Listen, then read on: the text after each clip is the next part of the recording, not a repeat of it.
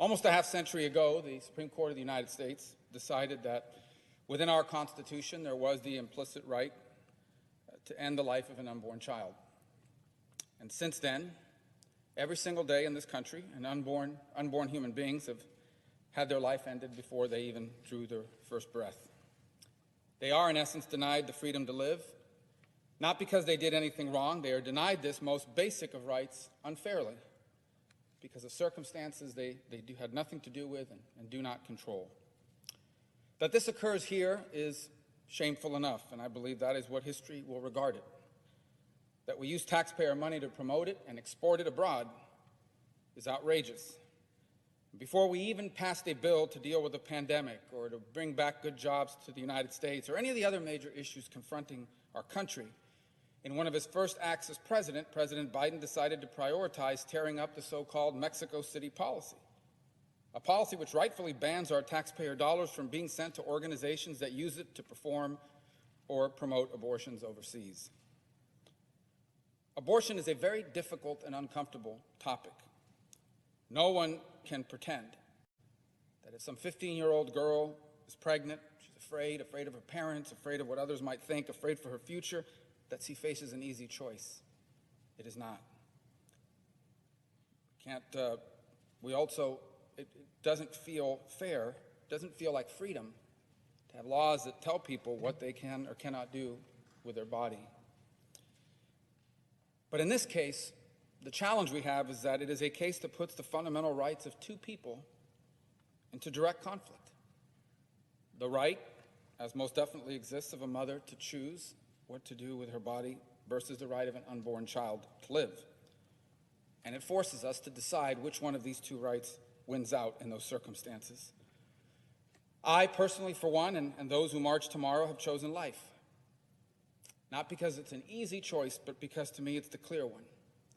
Because the right to live is the one right upon which all the other rights we claim depend. Without life, there is no speech to protect, there is no religion to practice. Without life, frankly, nothing else matters. I would point out that being pro-life is not just about the right to be born, it also means the right to live and to thrive. Once a child is born, that child depends on their parents or whoever their guardians that are raising them, and they have a moral and legal duty to care for them. Not just to feed them, not just to clothe them, not just to house them, but also to promote a safe and stable home and the chance at a good education and a better future. And that's why I deeply believe that pro-life must also mean being pro-parents. Being a parent is the most influential role anyone will ever have. It's the most important job any of us will ever have. That's why I worked to, and we were successful in expanding the child tax credit 2 years ago. That's why I stand ready now to work with President Biden to expand it even further. Now, I am concerned about some of the details of the policies he's outlined. For example, his proposal appears to unfairly benefit parents who send their children to commercial child care over stay-at-home parents or grandparents or other caregivers. But this is an area we have a common goal, and one where I believe we can find a way to work together. It's also why I support creating the opportunity for every parent in America to have access to paid family leave, because no one should be thrown into welfare or debt or bankruptcy because they got pregnant, because they had a child. It is also, by the way, why I support school choice. In America, rich parents can afford to send their kids to any school they want, and they do. Upper middle-class parents can move to neighborhoods with good public schools.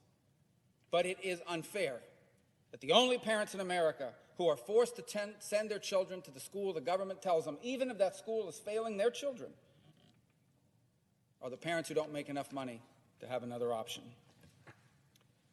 For 21st century America to move closer to fulfilling our founding principle of equality, of freedom, of fairness, every child deserves the right not just to be born, but also the right to live and to thrive. The right not just to exist, but the right to pursue and fulfill their potential. And I believe that what's at stake is nothing less than our identity as a nation. If we become a place where your right to be born and your ability to succeed is determined by who your parents are or by the circumstances of your conception, then we may remain indeed a rich and a powerful and an important country, but we will no longer be a special one.